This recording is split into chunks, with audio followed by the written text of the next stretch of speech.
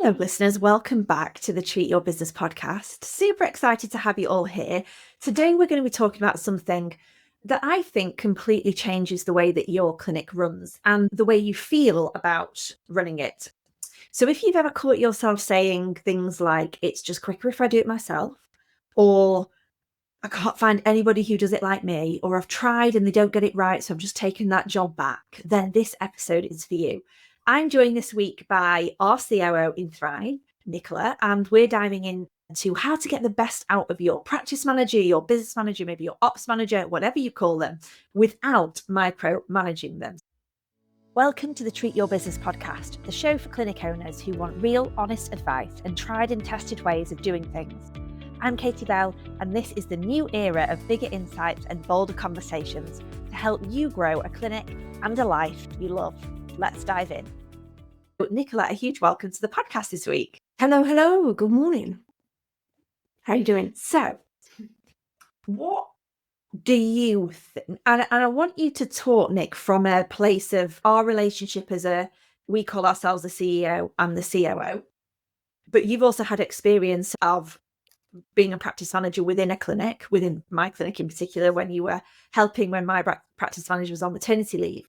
Yeah. What do you think makes the role of a great practice manager in a clinic?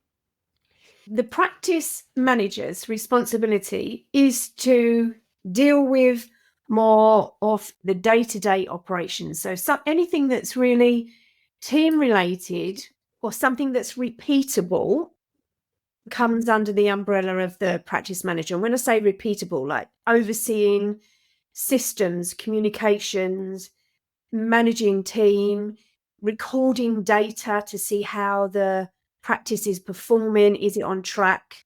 Is it not on track? So that's how I see the role of the practice manager. Yeah. Okay. And so do you think from experience, because we not only coach the integrators and the business managers in our Ascend program, but we also, a lot of them come to some of our live days. What are some of the signs that you see that the owner, so the CEO, hasn't clearly defined the role? It's important to be very clear between the two of you, so the practice manager, the business owner, exactly what your roles are as you grow the business. And that there's going to be some typical things a practice manager will do and typical things a business owner will do. But it is entirely up to you how you see that.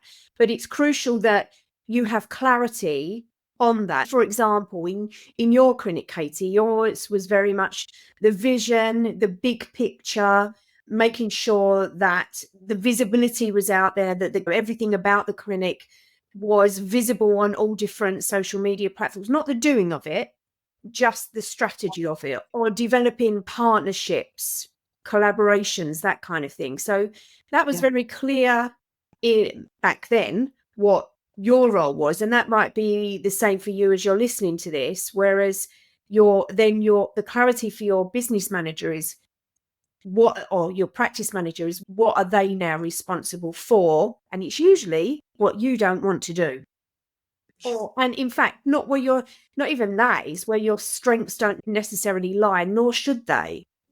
I guess it's, for me, it's what should you delegate and what shouldn't you delegate as the business owner. So let's start with that. What I think where the business owner should sit is you're responsible for the vision, having clarity of that vision, not the doing of it, just the picture of it, leading the values within your business and the clear direction of where you want it to go. So that comes under vision, obviously.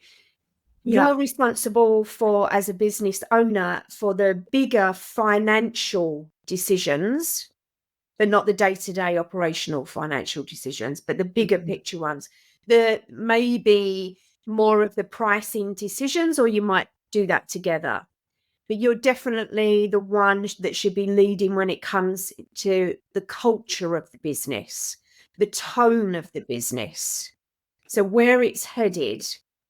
So you definitely don't want to be delegating that. That to me is what you should take ownership of.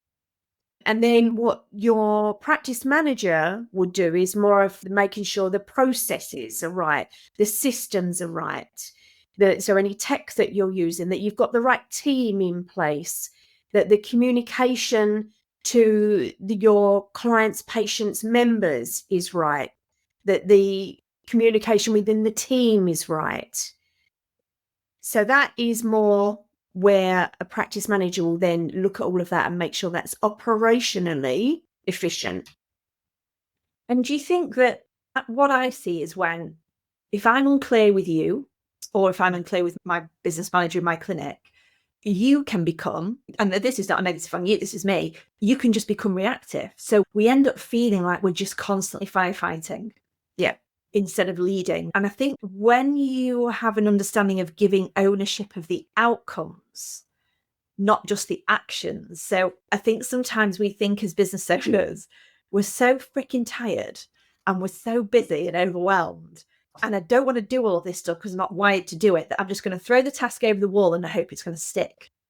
And actually, that isn't helpful, because if that's not done with clarity, with accountability, with it empowering you to be able to take ownership of the outcome, not just, oh, I'm going to now go and action it and put it all into place. I think that's where we find the relationship can fall down. Would you agree? Yeah, totally. It's your responsibility as the owner to set the clear expectations. And by that, what are the key outcomes that the business wants and needs, and why? So also, so someone like myself, I would want to know, okay, what's your expectation and why is that important? Because if I know the why and I know what your expectation is, then I can deliver on that. And I think sometimes you can make the mistake of just talking about activities or actions. We're going to do this thing and we're going to do that thing. Let's try this and let's do, like you say, just chucking stuff at the wall and seeing if it sticks, without going, okay, what do we want out of this thing? What's the ideal result that we want and why is that important? So coming from the owner, certainly to start with, you would need to be clear on the why, where we're headed, why we're heading there, and what you expect to see as a result of that. So the outcomes. Yeah. And why do you think it's hard for, and maybe I'm interested to hear your view in this and how we work together, Nick, but why do you think it's hard for clinic owners or for business owners, CEOs, to let go? I think from my perspective, it can often be an identity thing, that, well, surely I should have all the answers because I own the company and therefore I should be telling everybody else what they should be doing. Perhaps it's perfectionism. We've got a lot of high achievers and very competitive people that listen to this podcast. So it's the fear of it. If I pass over that job or that task or that outcome, they're not going to do it how I want it to be done. And I'm fearful they're going to make mistakes. What do you see a reason that lots of clinic owners struggle to let go? It's your baby, isn't it?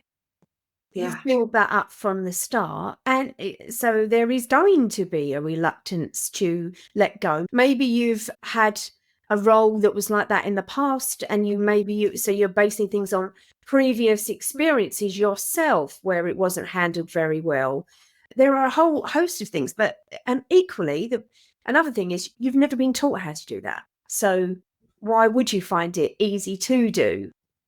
Everybody's different. There are different personalities. If you naturally tend to be a control enthusiast, as Philippa would say, not a control freak, as I would say, but if you naturally tend to be that way, it's going to be harder for you to let go. And it's a big thing if you're putting your trust, certainly when it comes down to finances and the direction of the business, as you're starting to take back, that takes trust to do that. So I think it's a gradual thing to do. Yeah. And I always find this a challenging one to answer, I guess, because I trust from the beginning. That trust strengthens as you work together more and you get to know each other more and you have a deeper relationship. But if I think from the beginning, if you've followed a great process, our 12-step process, I just like to say, indeed, then you're going to have a great fit person for this seat in your business. Great fit in terms of values, attitude, skills, knowledge, all of those kind of things. So therefore, I think you have to trust from day one and let that trust deepen as you get to know each other. But a lot of clinic owners that we hear say, but I don't fully trust them yet, or I just don't know if they're the right person for this. And that is a big red flag for me. What do you feel about that? Absolutely. If you've got that part in your gut feeling, oh, I'm not sure, then why have you got them in that role? Yeah.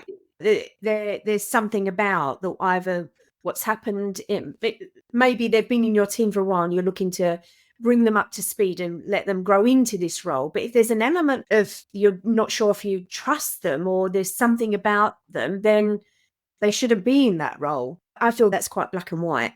And there's probably 1,000 shades of grey in there. But you have to trust your gut. If there's something that's telling you, I'm not sure about this, I guess it's do a sense check on yourself. Are you like that with everybody?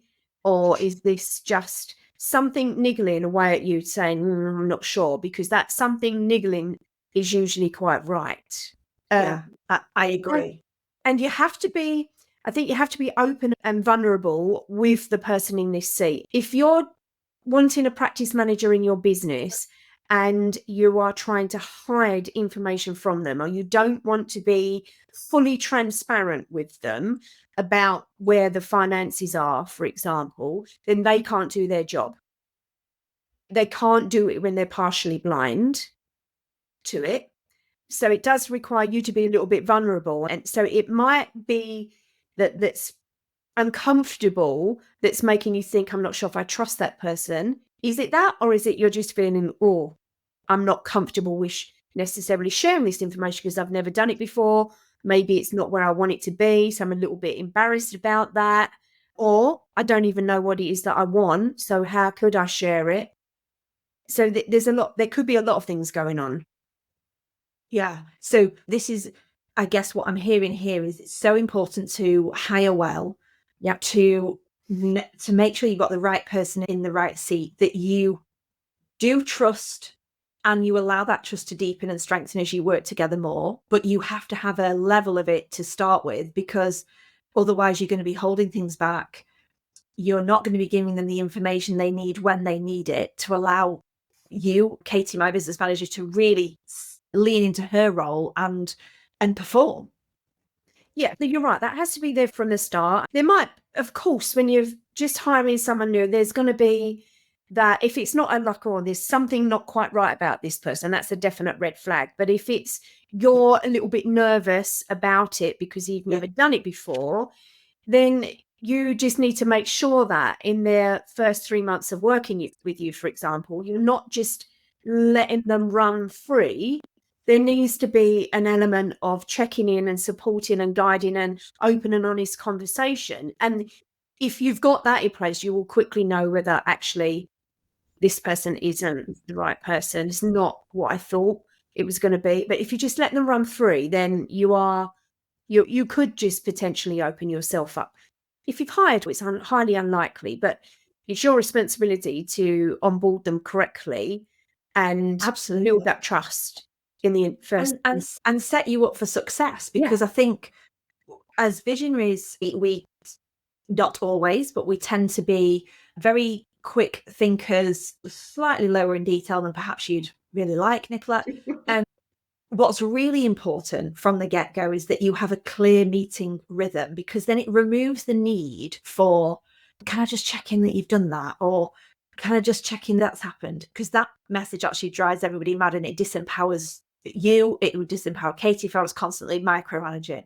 So do you want to share for you and me what our meeting rhythm is and why it works for us? We have a weekly meeting. We have a 90-minute meeting each week. And that is where we go through it. We'll always start it with some good news, because to set the scene, you have to do that. Good news, personal, professional. But without going through it in micro detail, the long and short of it is we're looking at the KPIs that we've set. So whether you're looking at your new patient conversion or your retention, whatever that is. We're looking at that and seeing if we're on track or off track. And wherever anything is off track, it's a case of, okay, what do we need to discuss that? Is there an issue around that we now need to focus in on in this meeting to solve it rather than leaving it? But they're bigger key issues. So you need to be able to, in that meeting, have some data that you're going to look at. Now, it's my responsibility to make sure I've got the accurate data that's presented to you, and for me to identify whether it's on or off track, and for us to decide, okay, do we need to discuss this or not? And then what is the solution that we come up with? So that's very much our rhythm every week. And it can be the data in terms of, as I said, for example, it might be the number of new patients coming in or the new patient conversions, retention, through to, are there any issues with team? Do we need to discuss anything with them? Are they performing? Are they not? So we're just analysing where the business is at and then talking around bigger issues that are coming up or key decisions that need to be made. And having that rhythm every week, it means that I can leave you alone in between that. You can leave me alone in between that, because we know we're going to meet at that time, that day, and we can discuss everything that needs to be discussed in 90 minutes and get on with it. Yeah. We then have a to-do list, don't we, Nick, off the back of those. So we have our agenda is we talk about our measurables. We then talk about the issues that we've got to discuss. We will rate those from 1 to 5. So we get to the key issue first. And then if we have time, we work through the rest of them. Off the back of that, we create a to-dos. So at the end of that 90 minutes, we're very clear about what the actual issue is and what the solution is and who is responsible for the solution. So when we meet the next Monday, it's a quick check of, did that, done that. And we can see that working to do all the time. So there's no kind of micromanagement going on. Yeah, exactly. And the to-dos are the key things that will move the business forward, because it's also very easy to get bogged down with all the day-to-day stuff. And I'm not saying that the day-to-day stuff is not important, but we have to remember what our jobs are. You as the owner, me as the practice manager, the job is to move the business forward to achieve the targets it needs to achieve. So those meetings help you to look at the bigger, more juicier to-dos that need to be done. Otherwise, we're going to stay where we're at. And I'm interested to hear, Nick, from your perspective as the person that, as the COO, as the business manager, ops manager, practice manager seat, if we were to skip that rhythm because we allowed other things to take priority or whatever it was, what impact does that have on you and your energy and your performance? It's huge, because you just end up getting drawn back into stuff that you don't need to be drawn back into. And let's be honest, this has happened. There have been times when we're not perfect. We're almost there. But sometimes life happens and you can't keep that rhythm. We intend to do it, but sometimes you can't. And that has happened recently, where it's not been possible to do. And for me personally, I will then quite easily get drawn back into other things that I don't really need to be doing. So I think that it is crucial that those things happen. To somebody that's in a practice manager position is going to be more likely detailed, more likely to want to just get on and do stuff. So the follow through is going to be there. Whereas the owner, like yourself, is very much creative, bigger picture thinking. So your very nature will be to not get drawn into day-to-day stuff because you just want to deal with a bigger picture. Whereas somebody like myself could very easily get drawn into it because my nature is I'm a completer finisher. I want it done. I want it done now. So if that weekly stuff rhythm is not there, I can get drawn back into all of that stuff when actually I've lost sight sometimes of the bigger picture. Does that make sense? Because that makes this is like we're talking from experience, can't we? I'm experience here. It has happened. off on maternity leave. And so I'm out of any day-to-day stuff, really only in delivery mode for what we need to do for our listeners and our clients. But we had a day out, didn't we, together on a quarterly strategy day. And I was having to zoom in from home and juggle. And you actually went to London because you were like, I've got to get out. I've got to sit with our implementer, who we work with very closely. And you absolutely loved that day because it really elevated you, your role, gave you clarity, gave you fresh perspective. And I possibly hadn't realized the impact that us not connecting and communicating could have until you explained that to me. Yeah, I didn't even, to be fair, I didn't know the extent of the impact until I was then back out of it going, okay, I've just allowed myself to get drawn back in. We always talk about taking somebody else's monkey. If someone comes to you as a problem, we refer to it as they're trying to give you their monkey. I think this whole office of mine had a gazillion trillion monkeys in it because my very nature is, I'll just do it. Let me do that. And I'll do it. And actually, I was doing too much. And it wasn't until then you step out of that you go, actually, no, it's got to come back to it being, what are the key things that are going to drive the business forward, not just what needs to be done today or this week. So your focus needs to stay there. And that takes practice, but that also takes, that's what I'm saying earlier on. If you just let the practice manager run with it with no check-in on it, if they're not wired to be creative and they're not that visionary kind of brain, which they probably won't be, nor should they be, but the blend of the two of you together is where the magic happens. Yeah. So that is important, that you can both consistently check in and be vulnerable and honest and open with each other about pretty much everything. Otherwise it won't work. Yeah, absolutely. And I guess, Nick, that leans into then the difference between a practice manager and an administrator. Yeah. Because whatever you want to call them, we call ours client care administrators, practice administrators, blah, blah, blah, blah. We have an ops assistant. But what can happen is if the leadership from the top down is not clear and is not consistent, that the practice manager, business manager, COO could be drawn back into the day-to-day. And then we've got a lot of people doing a lot of stuff, which is all really important and necessary. And not one job is better or worse than the other. It's all important. But we stop tonight.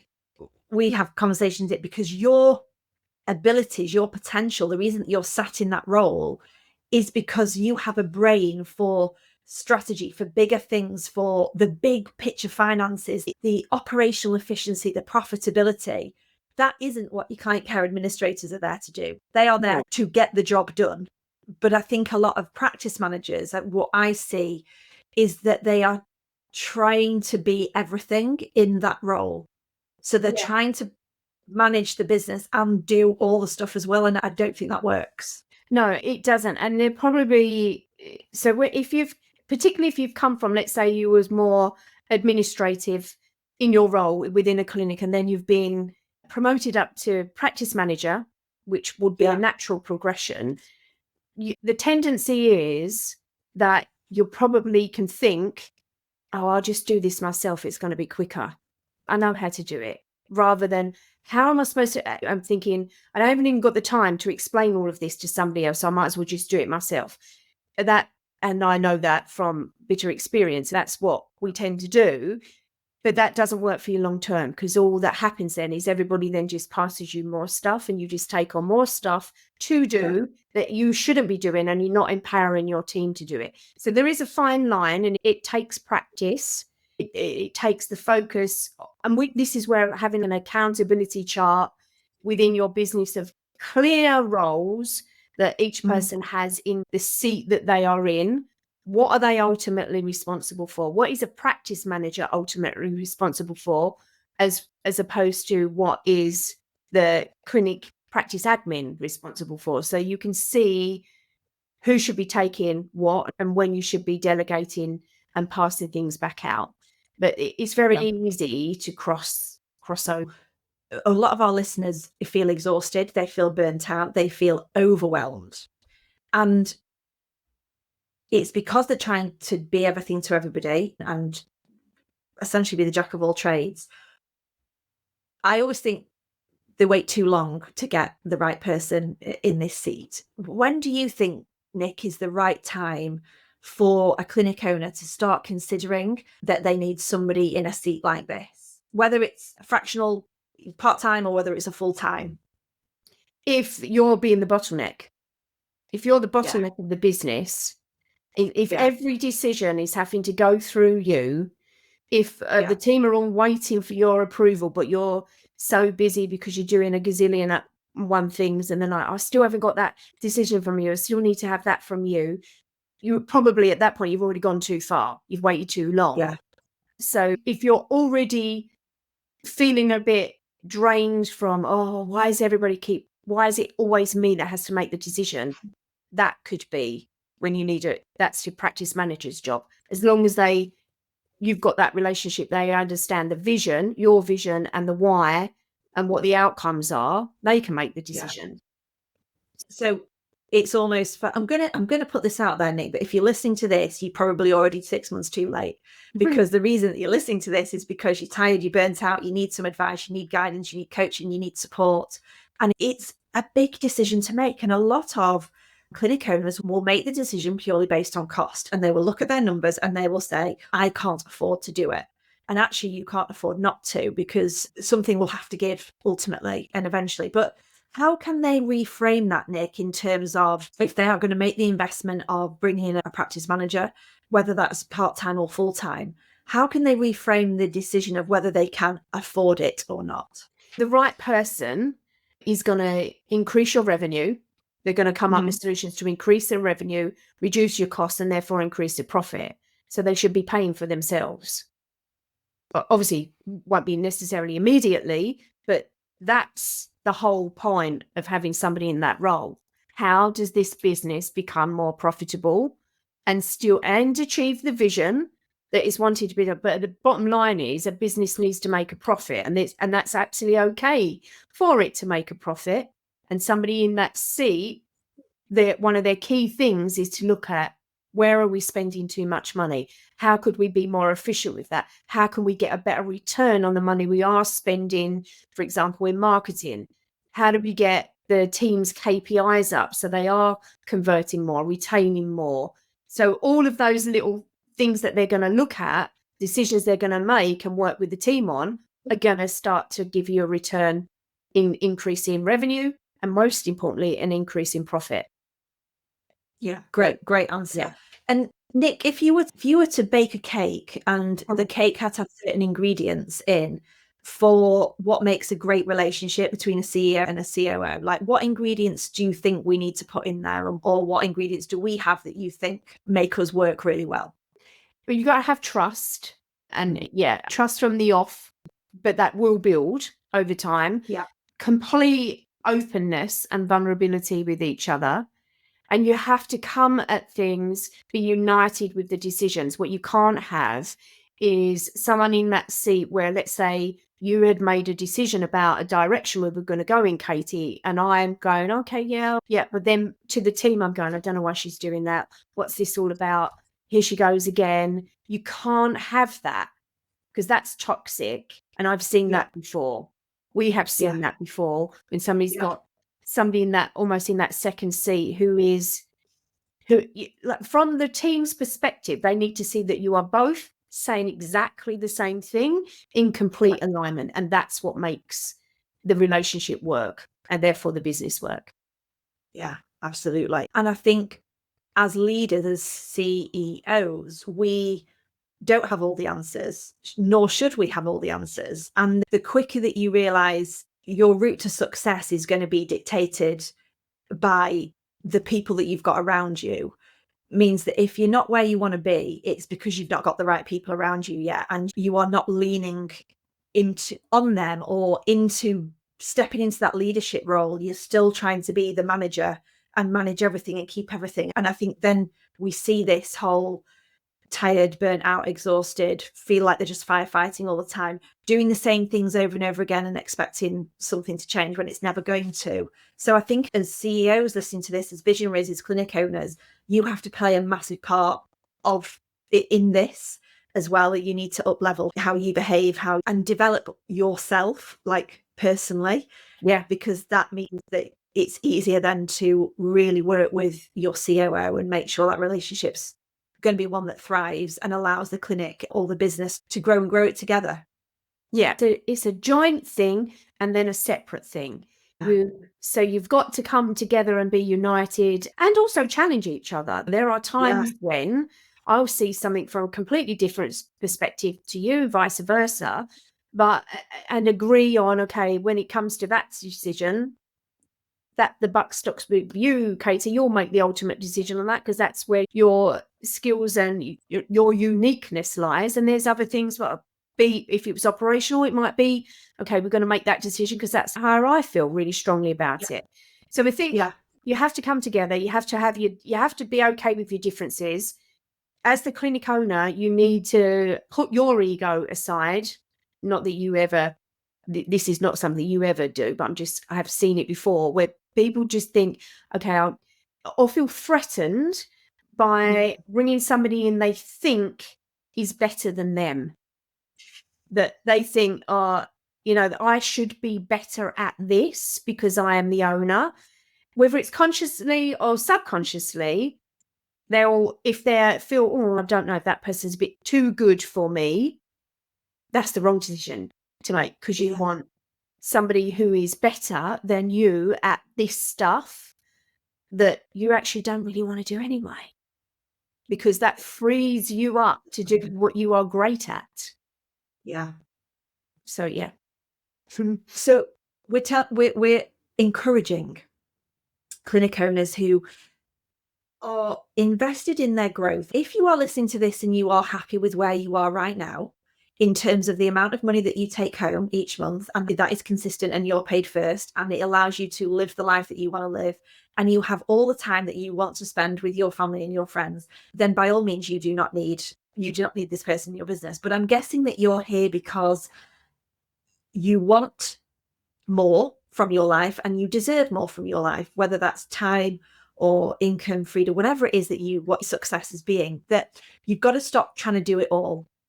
And your role is vision and leadership. It's not about the micromanagement. And the quicker that you recognize that you need exceptional people around you, and that you absolutely must hire people who are better than you, because otherwise there's no point hiring them. When you get yourself over that first hurdle, I'm going to say that you are 6 months too late to the party. So act now. Start making some decisions about whether it's that you're going to define the seat, define what that role needs to look like in your business, and your role that you need to really sit in. Should you have the time and the ability to sit in that, then this is what you really want to be doing. We talked about, Nick, communicating outcomes, not just tasks, not just giving them a load of, as one of our fabulous clients would say, squirrels. And don't just give them all that shit and see what sticks, but communicate clearly those outcomes.